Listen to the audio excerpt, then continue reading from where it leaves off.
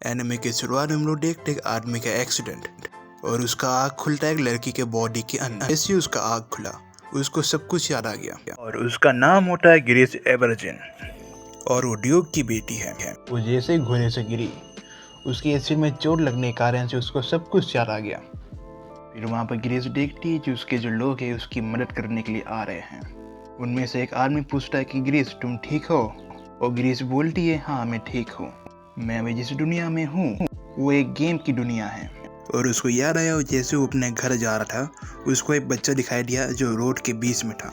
मैं जैसे उसे बचाने गया उस ट्रक ने आग करके मुझे उड़ा दिया और मैं अभी जिस दुनिया में हूँ वहाँ पर सब लोग रोमांस एंजॉय करते हैं हैंडसम मर्दों के साथ। ये बात अच्छी है कि मैं वापस से जिंदा हो गया, ये बात अच्छी है कि मैं रिकार्नेट हुआ हूँ, फिर भी मैं ड्यूक की बेटी के बॉडी के अंदर क्यों रिकार्नेट हुआ हूँ? तब मेरा एक्सीडेंट हुआ, तब मेरा मेमोरी स्टॉप हो गया था। मैं जैसे मेरा आँख खुला, आँख खुलने के बाद मेरी सारी मेमोरी मेरे पास आ गई। हम देखते हैं जो ग्रेस की जो मेड रहती है उसके लिए कपड़ा लेके आती है और ग्रेस बोलती है हाँ तुम यहाँ पर कपड़ा रख दो। ये बात सुनने के बाद ग्रेस की जो मेड रहती है वो डर जाती है, वो गलती करके गिर जाती है। गिरने के बाद जैसे चली जाती है उसके जाने के बाद ये चीज़ देख करके वो डर जाती है। उसे पता लगता है जो ग्रेस की जो पर्सनैलिटी है काफ़ी स्ट्रिक्ट है। मैं इस दुनिया में रिकार्नेट हुआ हूँ ग्रेस की मेमोरी के साथ और मुझे भी यहाँ पर जीना है। मेरा जो रोल है इस गेम में विलन का है और मुझे विलन का रोल को प्ले करना है इस ऑटोमे गेम के अंदर। फिर हम देखते हैं आदमी का मेमोरी को। उस आदमी का नाम है केंसुबुरा जो कि अपनी बेटी से बात कर रहा होता है। केंसुबुरा अपनी बेटी हिनोको को बोलता है कि तुम ओटाकू बनने लगी हो। फिर हिनाको बोलती है मैं तो आपकी ही बेटी हूँ। फिर केंसुबुरा अपनी बेटी का जो गेम का नाम देखता है उसका नाम है magical academic and the love and the beast. हिनाको बताती है ये जो गेम की विलनेस है इस गेम की हीरोइन के रास्ते में हमेशा आती है करके उसे अपने टाइम की गेम कैरेक्टर्स की याद आ गई। हिनाको बोलती है मुझे आपके फेवरेट कैरेक्टर्स के बारे में नहीं पता, जो लोग चैनल में नए हैं सब्सक्राइब कर ले, मैं आपके लिए ऐसा और वीडियो सब लेके आऊँगा आगे। फिर ग्रेस देखती है कि स्कूल गेट में लड़की को जो कि इस गेम की प्रोटोगनिस्ट है, उसका नाम है आन्या डॉल। वो गेम की प्रोटोगनिस्ट है। जैसे वो अपना बाल को ठीक करने के बाद चलने लगती है हम देखते ग्रेस उसकी तरफ देख रही होती है। हम देखते हैं जो आन्या रहती है वो गिर जाती है क्योंकि वो अटेंशन एंड क्लमजी गर्ल है। इस कारण से के बाद उसके नाक में चोट लग जाती है। चोट लगने के बाद आन्या को रोना आता है। फिर हमें केंसुबुरा की मेमोरी दिखती है जिसमें उसकी बेटी बता रही होती कि ऐसे एकेडमिक के पहले ही दिन एकेडमिक गेट में वो गिर जाती है और वहाँ पर ग्रीस आकर के उसको सुनाने लगती है। ग्रीस उसे इतना सुनाती है ये सुन कर के वो रोने लगती है। ये बात जैसे ग्रीस को याद आती है केंसुबुरा सोचता है ये करना अच्छा होगा। फिर हम देखते हैं जैसे आन्या उठती है ग्रीस आकर के उसको रोकती है और पूछने लगती है और पूछती है तुम्हारा नाम ही आन्या डॉल है ना, जिसने एकेडमिक एंट्रेंस एग्जाम को पास किया है और पूरे एकेडमिक में टॉप किया है। आन्या बोलती हाँ मैंने किया है। फिर ग्रेस बोलने लगती है तुम इसका मतलब जानते हो? इसका मतलब क्या है? तुम्हारे माँ बाप को तुम्हारे ऊपर नाश होगा। केंसुबुरा ने अपनी तरफ से बोला। बात सुनने के बाद आन्या शॉक हो गई। केंसुबुरा को याद आता है कि मैंने अपनी तरफ से बोला। ये बात सुनने के बाद आन्या रोने लगती है। फिर आन्या बोलती है ये जो बात है मेरी माँ ने मुझे कहा था। ये बात को सुनने के बाद केंसुबुरा शौक में आ गया। हम देखते हैं जो आन्या को रोते हुए देख करके वहाँ पर आसपास में जितने भी लोग हैं ग्रेस के बारे में उल्टा सीधा बात करने लगते हैं। ग्रेस आन्या का हाथ पकड़ करके उसको वहाँ से ले जाती है। ले जाने के बाद उसे एक ग्राउंड में बिठा करके उससे बात करती। ग्रेस पूछती है कि तुम अब ठीक हो? आन्या बोलती हाँ मैं अब ठीक हूँ। फिर आन्या बोलती है कि जो बात है मैं आपसे सुनूंगी क्योंकि आप काफ़ी अमीर है। फिर ग्रेस बोलती है आन्या तुमने पूरा एकेडमी में पूरा टॉप किया है, हमारे माँ बाप ने तुम्हें काफ़ी अच्छे से परवरिश की तुम्हारी करके आन्या रोने लगती। फिर ग्रेस उसे अपना रुमाल लेती पूछने के लिए। फिर हम देखते वहाँ पर कोई आया होता है, उस आदमी का नाम है प्रिंस बर्जिल। फिर बर्जिल बोलता है ग्रेस को कि तुम एक लड़की को रुला दिया। केंसुबुरा उसको देख करके याद आता है उसे ये जो प्रिंस है इस गेम में एक रोमांस ऑप्शन है।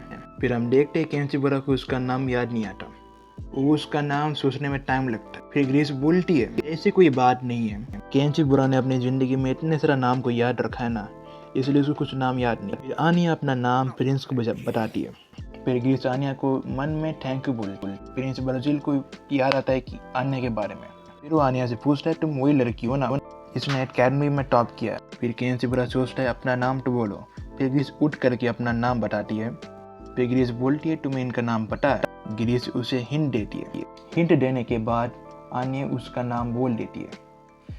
फिर केंसीबरा को उसका नाम याद आ गया।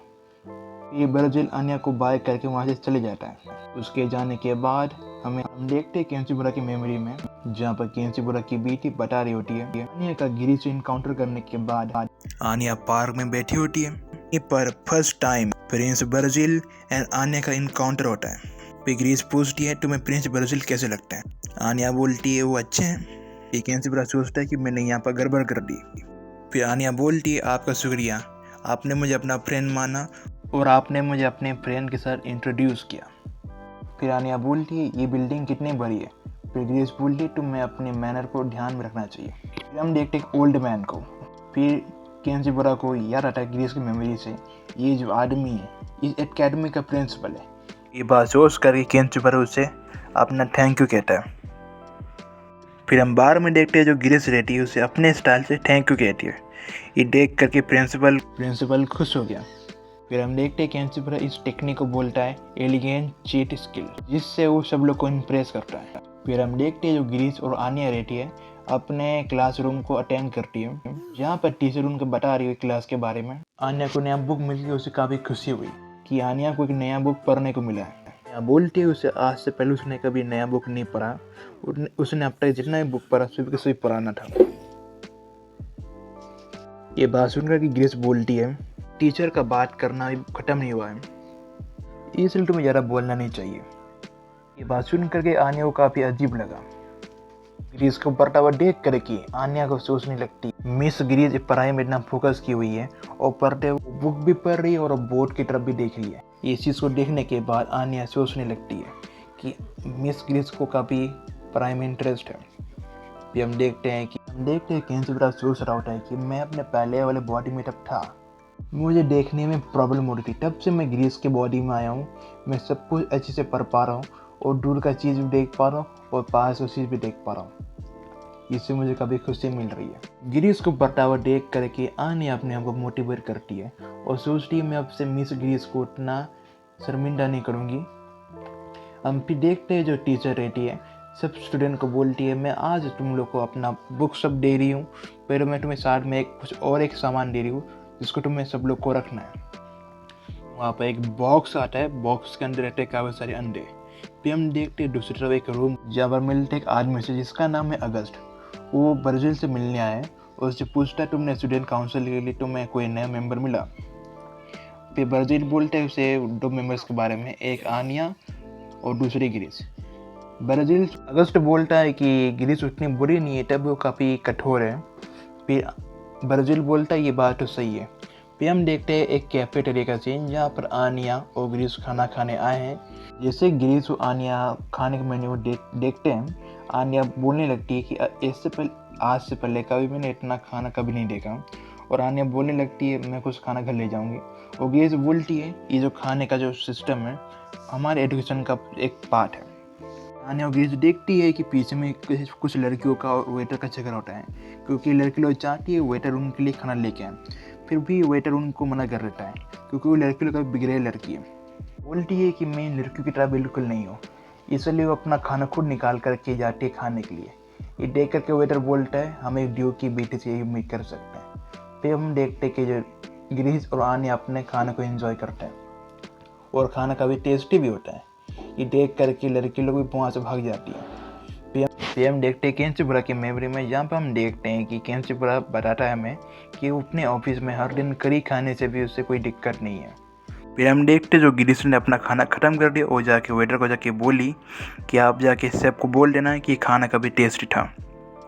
ये सुन करके वेटर बोलता है आपका शुक्रिया। ये बात सुन करके आन्या बोलती है मिस ग्रीस आपसे मुझे यही उम्मीद थी। अब देखना ये बाकी है कि आगे क्या होता है कहानी में।